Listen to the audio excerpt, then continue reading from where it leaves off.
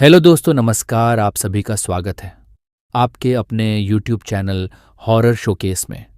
मेरा नाम निकेश है और मैं भूत प्रेतों और आत्माओं से जुड़ी कहानियाँ सुनाता हूँ। अगर आपके पास भी भूत प्रेतों से जुड़ी कहानियाँ हैं तो आप मुझे कमेंट करके बता सकते हैं, या फिर फेसबुक, इंस्टा, व्हाट्सएप, टेलीग्राम पे बता सकते हैं। तो चलिए शुरू करते हैं आज के इस डरावने सफ़र को एक डरावने इंट्रो के साथ।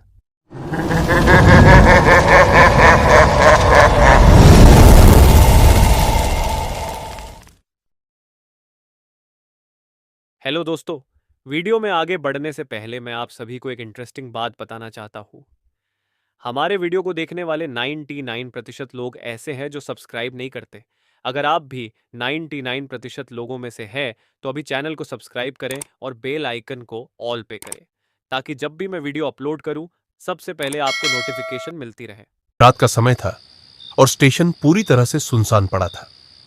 शहर से बाहर स्थित इस छोटे से स्टेशन पर आखिरी ट्रेन रात 11 बजे जाती थी और इसके बाद स्टेशन वीरान हो जाता था।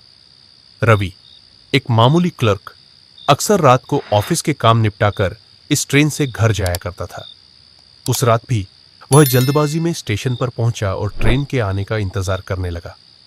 स्टेशन पर हल्की हल्की बारिश हो रही थी और हवा में अजीब सी ठंडक थी। चारों ओर सन्नाटा था, सिवाय बारिश की बूंदों की हल्की आवाज के। रवि अकेला था और उसे कुछ अजीब महसूस हो रहा था। स्टेशन का वह कोना हमेशा से थोड़ा डरावना लगता था, खासकर रात में। पास के बड़े पेड़ की शाखाएं हवा में हिल रही थी, जैसे किसी अदृश्य ताकत से कोई उन्हें खींच रहा हो। रात के 11 बजे वाले थे। रवि ने अपनी घड़ी देखी और ट्रेन का इंतजार करने लगा। तभी उसे प्लेटफॉर्म के दूसरे छोर पर एक सफेद साड़ी में लिपटी औरत दिखाई दी। वह सिर झुकाए खड़ी थी, उसका चेहरा ढका हुआ था। रवि ने सोचा कि शायद वह भी ट्रेन का इंतजार कर रही होगी, इसलिए ज्यादा ध्यान नहीं दिया। लेकिन कुछ देर बाद उसे महसूस हुआ कि वह औरत बिल्कुल भी हिली नहीं थी, जैसे पत्थर की मूर्ति हो। रवि के शरीर में एक अजीब सी झुरझुरी हुई।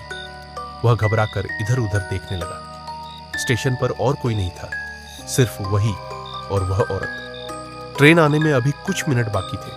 अचानक औरत ने धीरे धीरे अपना सिर उठाया। रवि ने देखा कि उसकी आंखें बहुत अजीब थी, बिल्कुल सफेद, जैसे उनकी पुतलियां ही न हो। उसकी नजरें सीधी रवि पर थीं और रवि का दिल जोर जोर से धड़कने लगा। वह औरत धीरे धीरे रवि की ओर बढ़ने लगी, लेकिन उसके कदमों की आवाज बिल्कुल नहीं आ रही थी, जैसे वह जमीन से ऊपर तैर रही हो। रवि का खून जम गया। वह अपनी जगह से हिल भी नहीं पा रहा था। उसकी आंखों के सामने से पूरी जिंदगी जैसे गुजरने लगी। औरत अब रवि के बहुत करीब आ गई थी। उसकी आंखों में सिर्फ अंधेरा था और उसके चेहरे पर एक खौफनाक मुस्कान थी।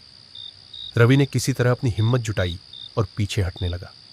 लेकिन तभी ट्रेन की तेज सीटी सुनाई दी और स्टेशन की लाइट्स अचानक से चमक उठी। औरत वहीं रुक गई और उसकी आकृति धीरे धीरे धुंधली होने लगी। जैसे ही ट्रेन प्लेटफॉर्म पर आई, वह औरत हवा में गायब हो गई। रवि तेजी से ट्रेन में चढ़ गया। उसकी सांसें फूल रही थी। ट्रेन के अंदर सब कुछ सामान्य था।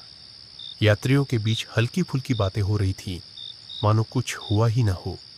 वह अपनी सीट पर बैठ गया, लेकिन उसकी आंखें अब भी प्लेटफॉर्म पर उस जगह को खोज रही थीं जहां वह औरत खड़ी थी। लेकिन वहां अब कोई नहीं था। ट्रेन ने चलना शुरू किया और रवि की धड़कन धीरे धीरे सामान्य होने लगी। उसने सोचा कि शायद यह उसका भ्रम था, लेकिन तभी ट्रेन की खिड़की पर एक धीमी दस्तक हुई। उसने चौंक कर खिड़की की तरफ देखा। बाहर वही सफेद साड़ी वाली औरत हवा में तैरती हुई उसके साथ साथ चल रही थी।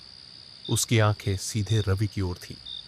रवि चीखना चाहता था, लेकिन उसकी आवाज गले में ही अटक गई। ट्रेन तेजी से आगे बढ़ने लगी और अचानक वह औरत अंधेरे में गायब हो गई। ट्रेन की रफ्तार तेज होती गई और रवि का दिल अभी तक इस डरावने मंजर से उबर नहीं पाया था। जब वह अगले स्टेशन पर उतरा तो उसकी हालत बुरी थी। उसने उस रात के बाद कभी उस आखिरी ट्रेन से यात्रा नहीं की और न ही कभी उस स्टेशन के करीब गया।